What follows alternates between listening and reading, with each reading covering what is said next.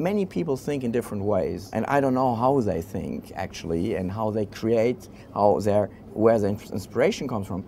Mine comes, yes, from movies. What is a dream? What is the emotion you want to create? What is a style?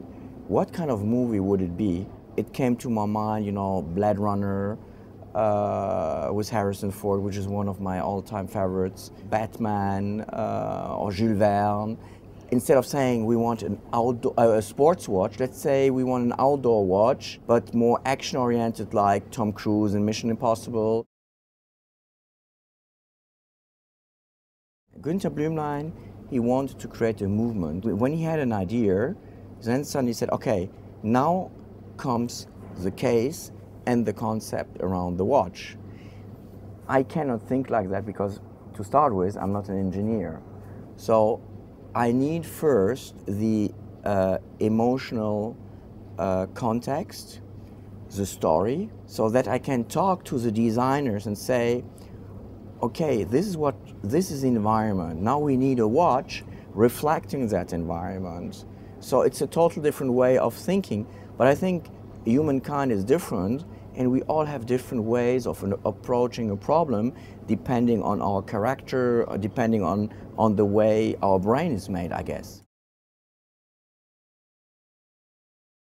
Actually, Pulsion is a sports watch within Roger Dubuis. Calling it a sports watch is, in the Roger Dubuis with this mystery, wouldn't be adequate. And it's why we said, okay, it's the adventure watch. It is tough, it is action-oriented, and we were thinking about spies, adventurers, Mission Impossible, Tom Cruise, and we had this, you know, Tom Cruise on his computer in mind, and then with the lasers, etc. You know, it's easy to build the story. The color code blue because of the lasers, the vault. You can make events. You can make a great advertising campaign, and it falls together very well. We met with Thomas Sisley, a French actor, and same thing, we were inspired by that movie Sin City, and we wanted to do something similar in terms of style, cinematographic style, stealing the watch but dreaming about the watch. And if you have seen the movie, if you've seen the advertising campaign, it fits so well, it's so coherent, and it's we love it.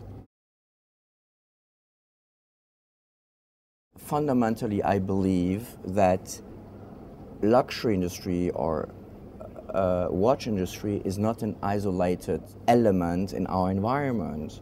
People buying expensive watches are going to cinema, are listening to music, reading books. So why not working with Paulo Coelho? Why not working, you know, with Kevin Spacey, theater? Why not going into art? Why not combining luxury and watches with these elements which these customer base loves anyway?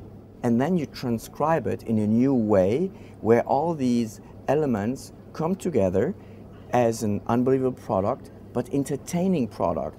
You need to have an entertaining product, not only a product, you need the story, and I would call that entertaining product. And once you have not a boring product, even though it might be very cool, technically it's still boring, but you need an entertaining product. And entertainment comes from all aspects of art. You cannot ask a consumer to spend $20,000, $30,000 or $40,000 to read time. You can read time all over. It's a totally emotional product. Totally emotional. There's nothing rational in buying a watch or, by the way, a car, a luxury car or a sports car in that price category to drive from point A to point B. It's ridiculous. So there must be something deeper in you, in your mind, in your soul, which attracts you to that product. And you have to create that soul and that attraction. And this is through entertainment stories done in a smart and settled way. It sounds, by the way, very easy. The problem of this concept is implementation. How do you do it? How do you find stories? You know, there's thousands of watch companies, and we're saying that since 10 years. Tell a story. Who does it? We are a niche brand. You have to be extremely targeted in your niche. You have to imagine we have a population of 7 billion people, okay? Huge. This is our planet.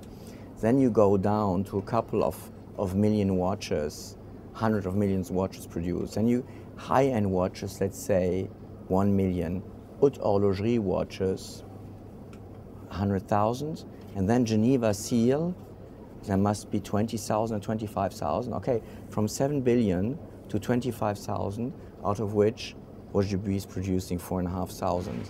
I mean, this is the niche of the niche of the niche.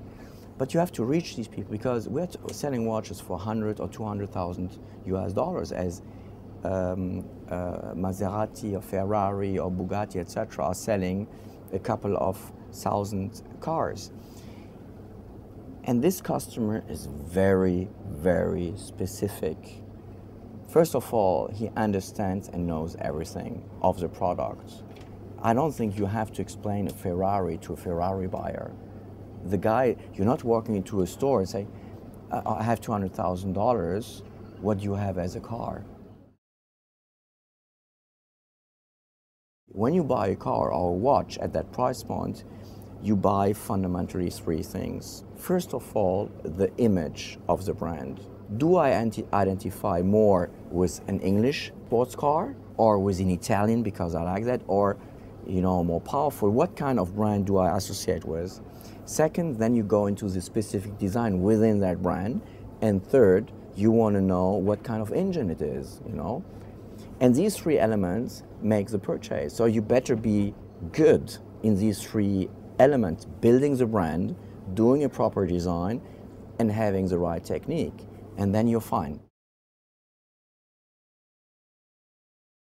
First of all, you have to have an intellectual flexibility, number one. Number two, you have to have imagination. And number three, you need to have judgment. Because there are things you can do, obviously, at Roger Dubuis, I would never do at IWC. Baume Mercier is a much softer brand, It's the Hamptons, it's the casual elegance. Roger Dubuis is a dark side. IWC is the man's watch. And it's why, you have also to choose the personalities, who fits the brand. Gwyneth Paltrow is the blonde, soft woman who fits perfectly to Baume Mercier. You wouldn't put Lady Gaga to Baume Mercier, right? So this is called judgment. This is how you have to build your campaigns, your communication, your products, what is beautiful per se, and what fits which brand. And for this you need judgment and imagination. And if you have that, it can work. The fact is, he created the company. He invented many things.